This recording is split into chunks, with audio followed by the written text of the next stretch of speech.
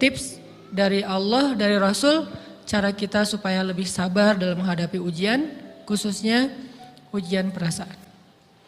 Pertama, saya mengambil dari hadis riwayat yang diriwayatkan dari Abu Hurairah, hadis Hasan.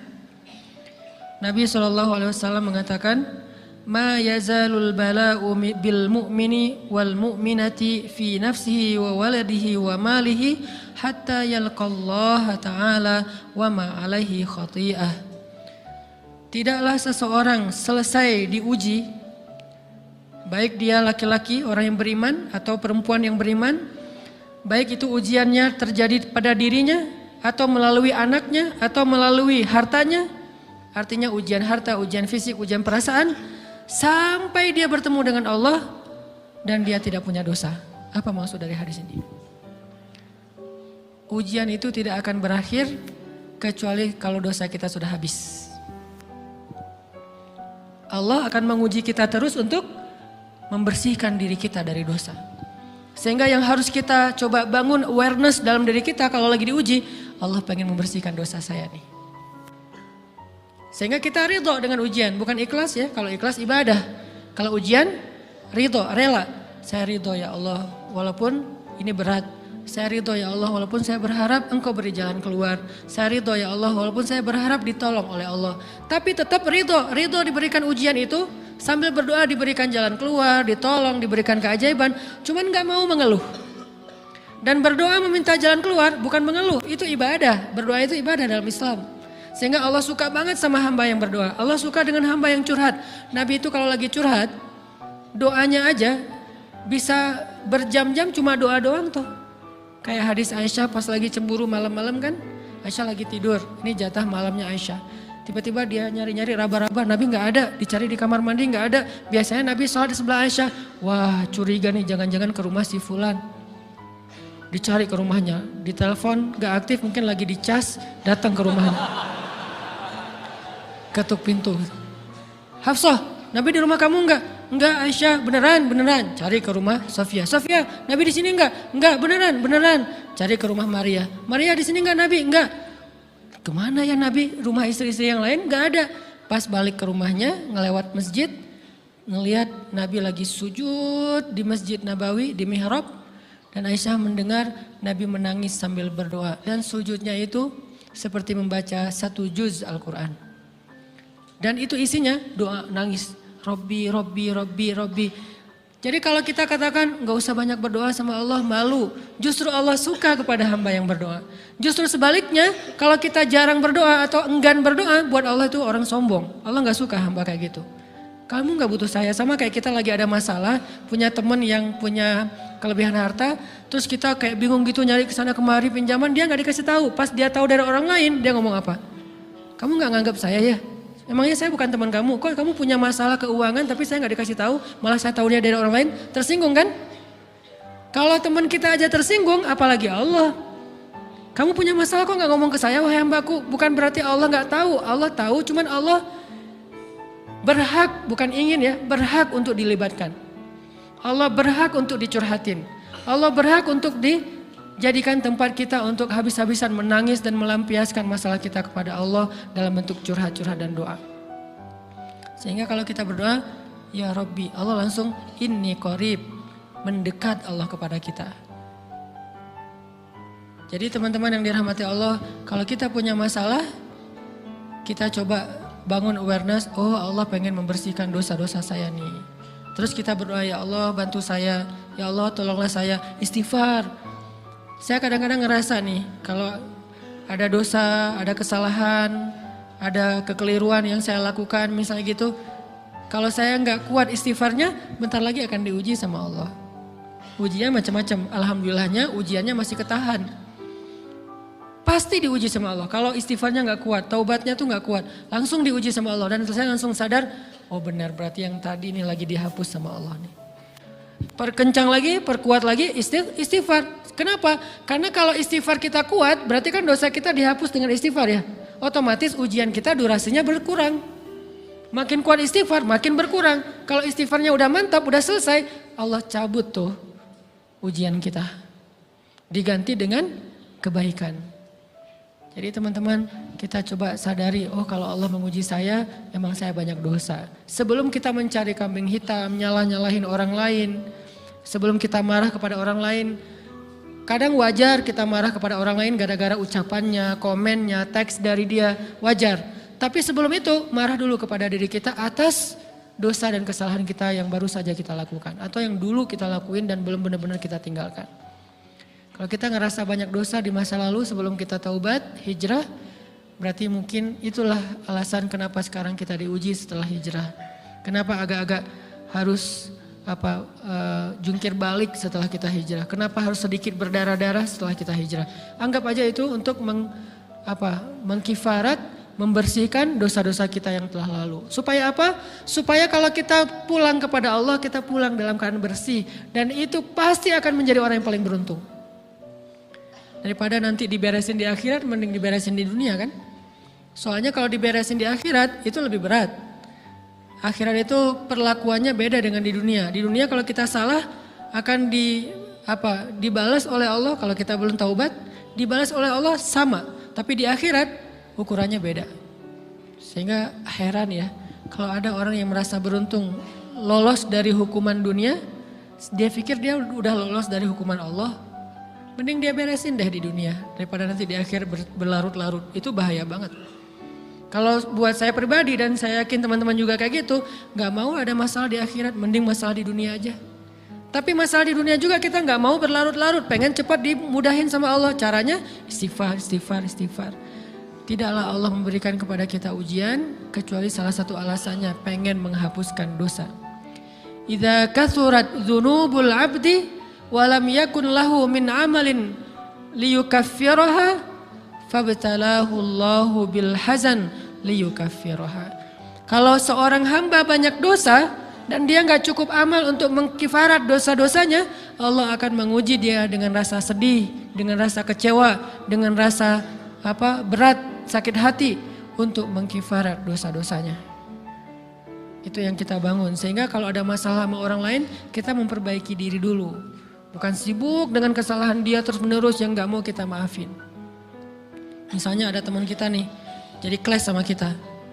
Hal pertama yang kita bangun, astagfirullahaladzim saya banyak dosa nih.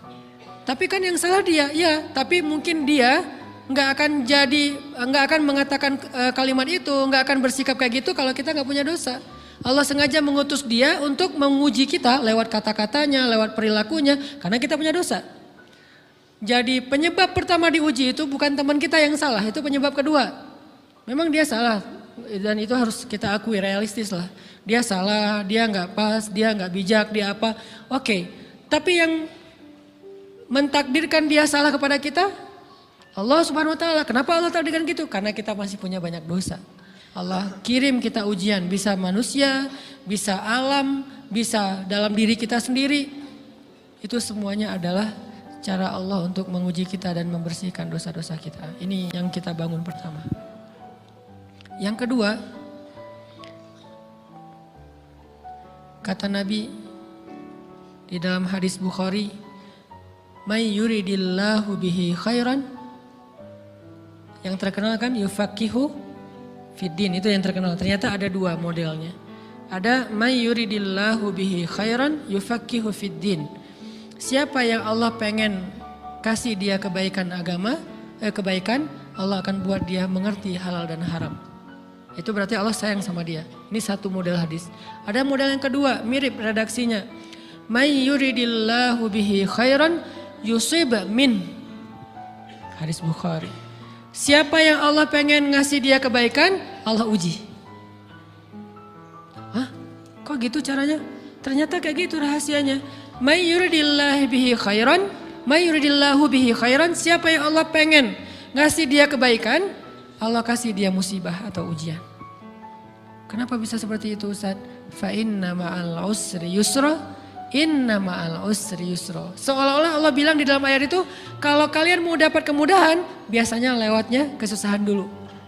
Kalau kalian pengen dapat keberuntungan, biasanya dapatnya kerugian dulu. Tapi keberuntungan dan kerugiannya pasti gak sebanding. Keberuntungannya jauh lebih besar daripada kerugiannya. Kerugian itu kayak modal doang, DP. Jadi kalau kita mau dapat kejutan dari Allah, Allah kasih kita DP. DP-nya apa? Ujian. DP-nya musibah. DP-nya rasa nggak nyaman. Itu DP tuh. DP terhadap apa? DP dari Allah terhadap hadiah-hadiah besar yang Allah pengen ngasih ke kita setelahnya. Cuman banyak orang yang menolak DP ini. Sama kayak kita misalnya. Kalau kita mau ngasih dia hadiah, kita kasih dia kayak kejutan dulu. Dia lagi ulang tahun nih, disiram air dulu. Setelah itu dikasih hadiah-hadiah yang mahal. Rela gak disiram air demi hadiah? Rela, udah siramin lagi aja.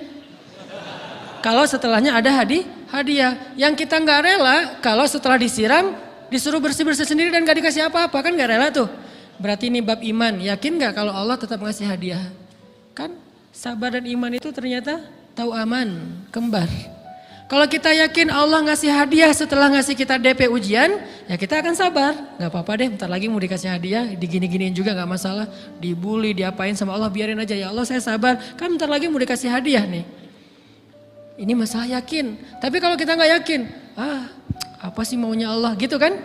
Begitu kalimat ini keluar, maka yang muncul setelahnya adalah mengeluh, berputus asa, dan gak akan sabar menghadapi ujian.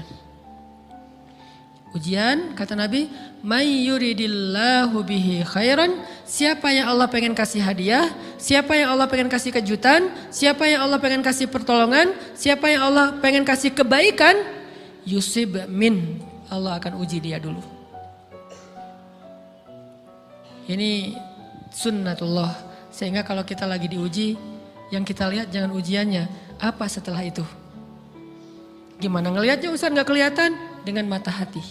Istafti qalbak, tanya kepada hatimu, kelihatan gak? Dengan mata hati. Gimana ngelihat dengan mata hati?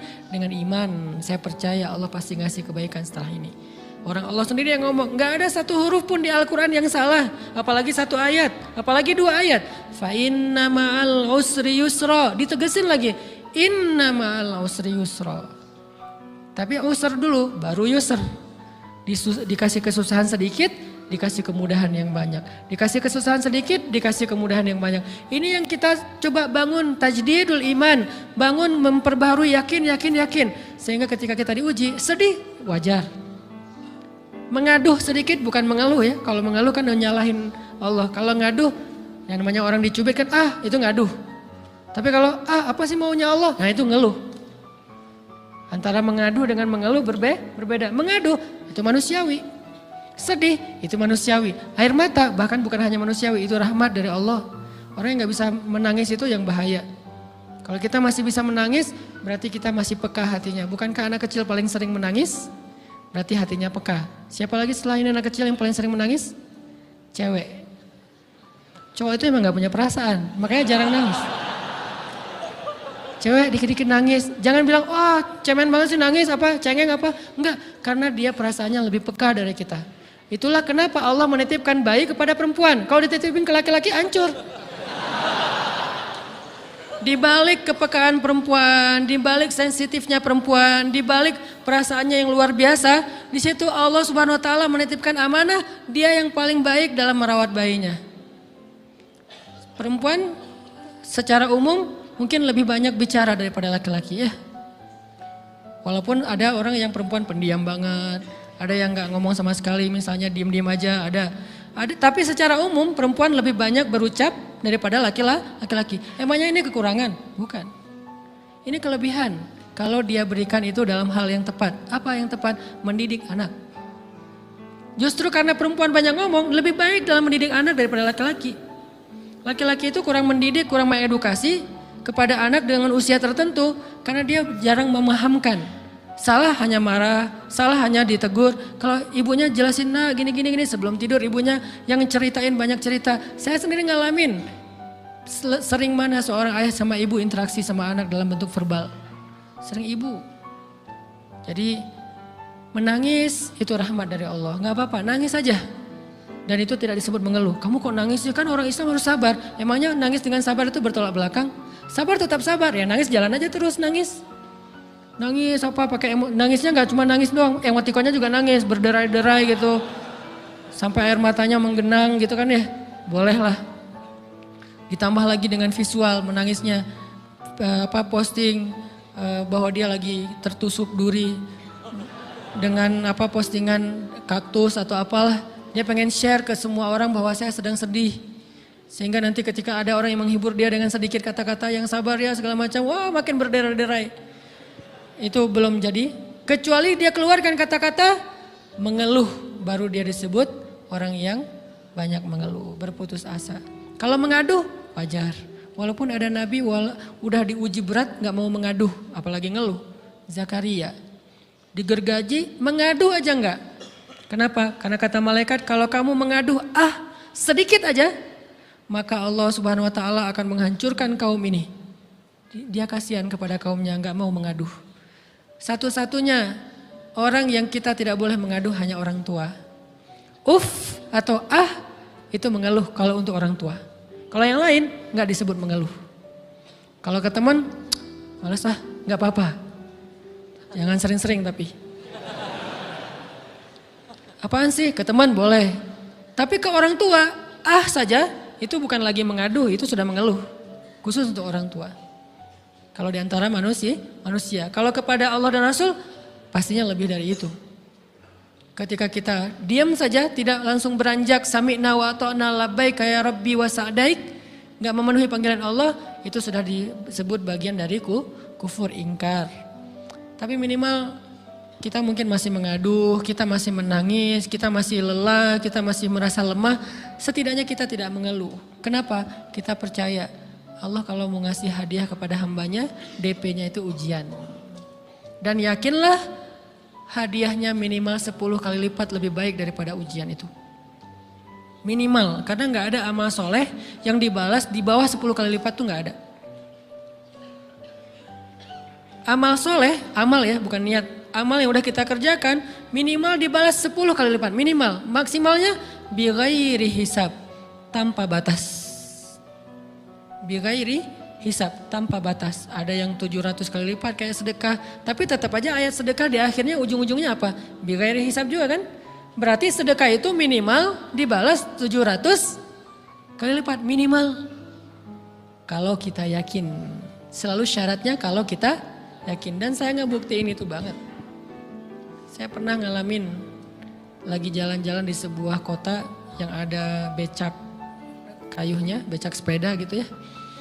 Jalan terus saya bilang, Pak berapa ongkosnya? 20.000. Udah naik aja 20.000. Karena kita keliling-keliling kota, ternyata saya jadi kasihan sama dia 20.000. Kasihan kan 20.000 dibayar keliling kota walaupun pas mampir beberapa tempat mungkin dia dapat tips ya.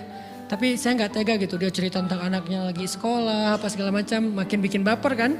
Pas selesai, saya kasih dia 100.000. Dari 20.000 dikasih 100.000 karena kasihan.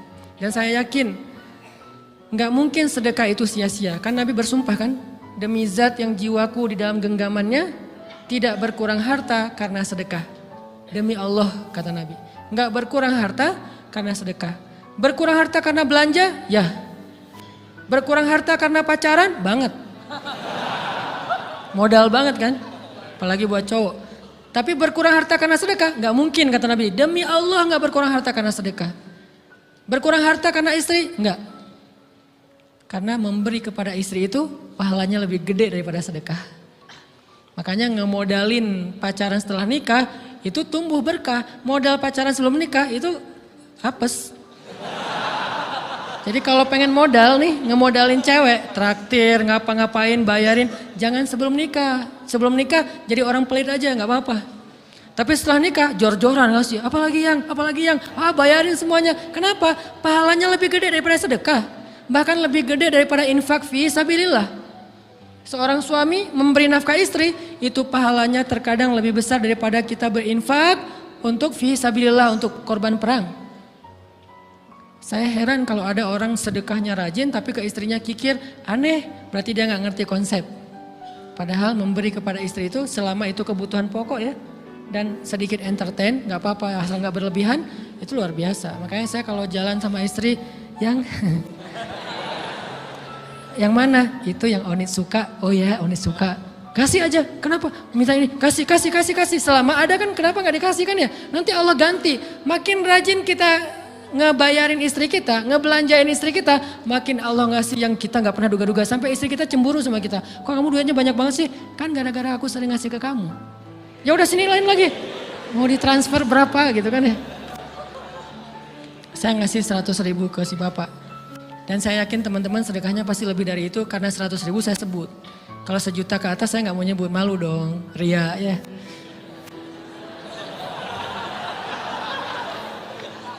Sebenarnya nggak pernah sih. 100.000 deh, karena kan kecil, saya kasih 100.000. Ternyata begitu saya kasih 100.000, dia doa. Nah ini nih, pentingnya sedekah ke orang yang membutuhkan tapi nggak minta-minta, dia tulus. Dia langsung doa, ya Allah Pak mudah-mudahan rezekinya lancar, berkah, bertambah dan segala macam, bahagia keluarganya. Doa-doa ini semuanya dikabulkan dalam hitungan hari. Pertama, bertambah bahagia rumah tangganya, dapat kecupan dari istri. Dia nganggap suami saya cowok banget sih, mulai 1 nih. 2, demi Allah selang 15 jam enggak kalau nggak salah, karena waktu itu malam, besok paginya ada orang yang ngejar-ngejar saya pengen ngasih hadiah. Ustadz saya pengen ketemu Ustadz, maaf saya nggak bisa ketemu sekarang, lagi rush, lagi tight schedule gitu-gitulah, sok-sok gaya nggak jelas gitu ya. Terus Ustadz saya pengen banget ketemu, dia nggak ngomong pengen ketemu apa. Kalau dia bilang mau ngasih duit kan langsung saya prioritaskan kan ya. Berhubung dia nggak ngomong, ya udahlah, saya sosok jual mahal gitu. Tapi yang namanya rezeki kan gimana kita tolak, dia datang kan. Saya nolak, pokoknya sebentar aja 5 menit nggak akan ganggu waktu Ustadz. Ya udah besok pagi ya pas breakfast gitu, pakai gaya-gaya dikit breakfast. Pas breakfast, oh ya siap Ustadz, jam berapa? Jam 8, udah janjian jam 8. Mungkin orangnya nih dengar live streaming, Pak jazakumullah khair jaza. Makasih banyak, mudah-mudahan Allah tambahkan rezekinya. Terus beliau besok mau flight ke luar kota jam 8. Akhirnya ngubungin lagi malamnya, Pak Ustadz maaf gak bisa ketemu besok. Karena saya jam 8 itu jadwal terbang. Oh ya udah gak apa-apa, seneng dong saya gak jadi ketemu kan. Tahu gitu kan nyesel saya tuh, seneng. Besok pagi jam 6, Pak Ustadz alhamdulillah ternyata penerbangan saya di delay ke jam 11. Allah delay penerbangannya demi ngasih rezeki buat saya. Kan luar biasa kan. Ini hikmah kepedean saya, kegeeran kepada Allah gitu. Di delay demi saya. Kan kadang-kadang GR ya di depan Allah ya. Robbi akroman kan gitu ayatnya. Allah memuliakan saya dengan istighfar tetap. Akhirnya saya bisa ketemu Ustadz. Saya nggak baca WA-nya. Terlambat baca, baru baca jam 8. Dia udah mulai agak putus asa. Kayaknya udah gak mungkin ketemu nih. Jam 8 pas saya baca, ternyata orangnya nggak di delay. Ya udah saya balas, ya udah sekarang saya tunggu ya jam 9, maaf cuma sebentar. Nggak apa-apa Ustadz 5 menit. Datang dia. Datang ngasih apa coba? Ngasih duit 200 juta. Demi Allah. Cuman berselang beberapa jam, saya tolak-tolak. Tahu gitu Pak, datang malam ini aja.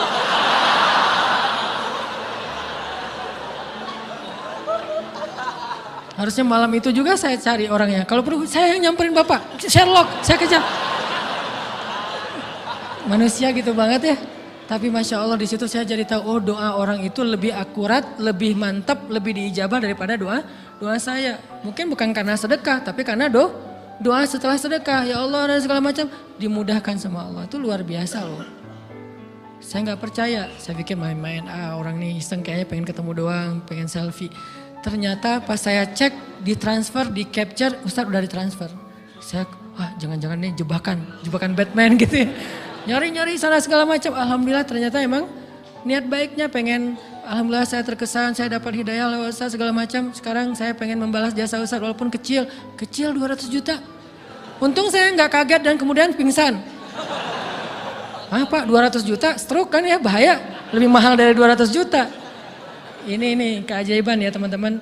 Jadi kita tuh, saya kan sering bilang keajaiban itu terjadi tergantung tingkat iman.